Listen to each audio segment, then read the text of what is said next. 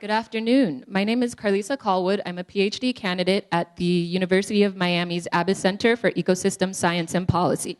So after that talk, I'm thinking that I should have given my connectivity talk today, but I'm not. But I'm going to talk about political ecology of the Bahamian Spiny Lobster Fishery.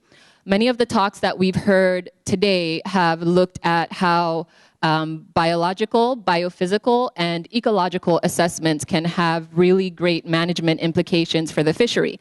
So I'm going to shift the conversation just a little bit to talk about social science aspects through a political ecology lens and what that means for management implications. Caribbean spiny lobster is a popular and heavily exploited seafood throughout most of its range. The species supports the primary fishery in many Caribbean countries, especially in the Bahamas, which reports one of the highest catches and where spiny lobster is the #1 food export. Over the past few decades, Bahamian fishers have begun to use condos as their primary lobster fishing method in great numbers. It is estimated that there may be millions of these structures scattered throughout the banks. This picture here shows a picture from a GPS unit of one of the fishers that I spoke to. This area is north of Andros, around the Berry Islands. And when we close up on this picture, we can see that there are 1,000 condos littering this area. So this is a major cause for concern, especially since there's very limited management in place on the use of these condos, and the ecological, social, and management implications of their use have yet to be fully evaluated. Currently, the Bahamian Spiny Lobster Fishery is attempting to achieve a sustainability certification through the Marine Stewardship Council. With this certification, they would earn an eco-label that would signify that any lobster from this fishery would be deemed environmentally well-managed and sustainable. This program has very aggressive standards requiring that all stakeholders from the top to the bottom levels support these sustainable practices. Buyers from importing countries such as Europe and the United States have announced that they would only be buying lobsters from fisheries certified according to these standards. This would be very important for the Bahamas economically, as currently there are only 5 spiny or rock lobster fisheries currently worldwide, and there's only 1 in the Caribbean. So this would have very important economic ramifications, especially if they were able to get into this exclusive market. So all of this is being explored within a political ecology context. Political ecology attempts to create a picture where nature and society are undivided. It integrates natural and social science approaches to understand human and ecological relationships by using holistic methods. Political ecology assumes that all of these parts are interrelated. You can't understand one part without understanding the others, and you can't make changes in one without impacting any of the others. So why use a political ecology analysis? Well, this case is amenable to political ecology due to the heavy interdependence of ecology and human factors throughout the fishery. The pervasive use of condos in the fishery demonstrates the potential for humans to create additional habitats where there were none before. And these human-induced changes to the ecosystem highlight the need for an interdisciplinary investigation of the fishery that takes into account the natural and anthropogenic impacts. Also, fishing communities are influenced by a variety of elements, many that are beyond their control. Fishers in the various settlements are affected not only by fishers from other islands, but from other countries. They are also affected by the buyers and exporters who choose the best lobster and set the prices, the scientists and resource managers who create and impose the regulations, the NGOs that promote conservation initiatives, and of course, the buyers who set the global market. So, the goal of this project is to explore the political ecology of the Bahamian spiny lobster fishery, including the importance of various factors affecting fishing, consumption, and the perspectives on existing and potential policies and management strategies. Emphasis is placed on an examination of the increased use of condos, implications on how the fishers define, perceive, and adhere to access and property rights within the fishery, and assessing how the convergence of these factors might impact sustainable management.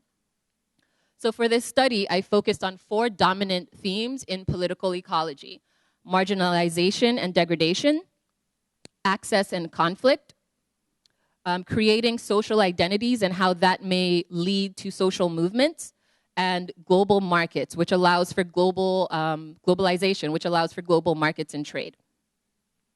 So over the course of 4 summers, I visited the various islands in the Bahamas and conducted surveys and semi-structured interviews with just over 100 fishers. The surveys included 125 questions that covered a variety of different categories, from their demographics to how they're fishing, how they're using condos, and most importantly, their perspectives on the fishery. In addition to fishermen, I also spoke to local fishery officers, staff at the NGOs, lobster exporters, and people who are part of the Bahamas Commercial Fishers Alliance. So for the purpose of the rest of this talk, I'm only going to focus on the fishers' surveys, the fishers' responses in the interest of time.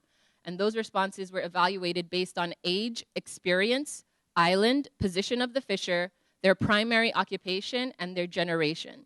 Categorical response variables were analyzed using chi-squared tests, and continuous response variables were analyzed using an ANOVA.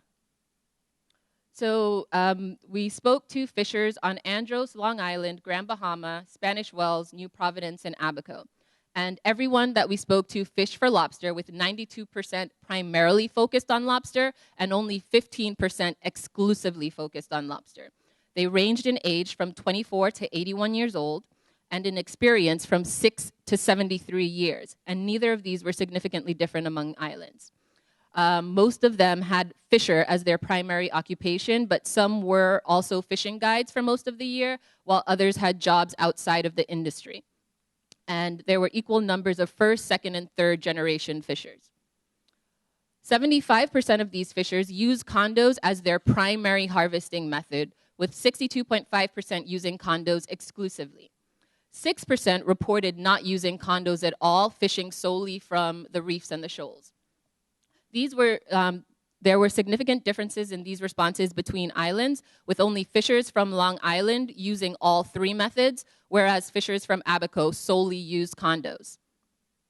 60% of the fishers did not build or deploy any condos, yet 71% of them admitted to fishing from condos put out by other people. And both of these were significantly different between islands.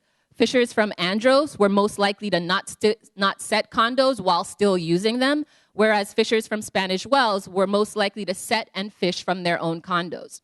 And of course, because of this, 68% reported that they have been involved in conflicts due to condo usage.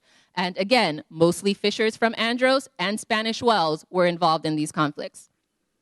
So while the majority of fishers began to use condos in 1992, the average year of first use was 1994, with the earliest reported year being 1978.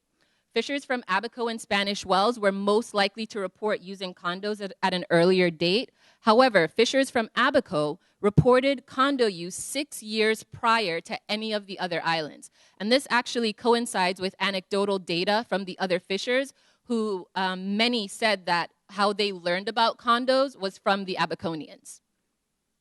In terms of total condos in use, fishers said that they had anywhere from 0 to 25,000 condos currently placed. Typically, fishers with less experience were more likely to have less condos, and similarly, fishers from Andros were also more likely to have less, whereas fishers from Spanish Wells were more likely to have tons more. When we look at condos set per season, they typically set 0 to 4,000 condos every single year. And again, Spanish Wells fishers set a mean of 1,700 every year that they go out, and this again was significantly higher than any of the other islands. The fishers were asked what they thought were the biggest threats to the population. The top 3 that they mentioned were poaching, illegal harvesting, and of course, fishers. And when they were asked about top impacts to their local areas, they again mentioned poaching. And Spanish Wells fishers and boat owners were most likely to state that poaching was the biggest threat to not only the population, but to their local habitats. So now here's the fun part. So when we asked who owns the condo, a little over 50% said it was the person who said it. So these fishers believe that they own their condos since they pay for their materials and the cost for setting. Some quotes, "It's not yours," and "the guy who put it there owns the material, but you don't own the spot." Those who said no one believes that the seabed belongs to the crown. They've said no one should be allowed to own them. It's just like pushing something overboard and leaving it behind, and they are not marked. If someone claims it's his, it's hard to prove or disprove. Now, when we ask the other question, who owns what's inside of the condo, we see a big shift to more than 60% saying no one. For those who say the person who said it, they said, "That's my money on the ocean floor," and they went into the condo, so they belong to the person who built the condo. And for those who said no one, they said, "If you don't own the condo, how can you own the lobster?" And the person who owns the condo doesn't know how many were there before. And if you find it, I take it. If I find it, I take it. If you find it, you take it. And then the question, so Spanish Wells fishers, of course, were more likely to agree that the person who sets the condo owns everything, while Andros fishers were more likely to agree that no one owned anything. So big difference here, and goes into why those two groups are the main groups having conflicts. So when they were asked, should you be able to fish from other fishers' condos, overwhelmingly the response was yes. And again, fishers from Andros and now Long Island were most likely to agree with that response. Yet 5% of those fishers who said no agree that while they do currently fish from condos, they believe that they should not be allowed to do so. So they were also asked about condo regulations, and surprisingly, these fishers are in big support of more regulations. They believe that more local enforcement is necessary, and that there needs to be more government regulation specifically on condo use. Specifically, they're looking for some areas to be closed to condo use, and they want to see some limits on the numbers of condos that different fishers and boats can put out, as well as limits on the types of materials being used, because they're worried about chemicals being leached into the environment. However, 82% disagreed that condos should be removed at the end of the season. They think that would be way too costly, and they just don't want to do it. So what was most clear from the interviews is that there are many conflicting views about the fishery. The most surprising were the perceptions of ownership of the condos and the lobster within them. And while many believe condos should be private property, they also believe that once they are set in traditional fishing areas, any catch within them should be open to everyone. Some quotes relating to this: "Condos belong to the person who set it, but legally they crawl in and they crawl out. I'd feel bad if someone was working my condo, but I know it's a part of the game." And my personal favorite: "Yours is mine and mine is mine." So I think I'm gonna stop there. And yeah, and I'll take questions if there are any.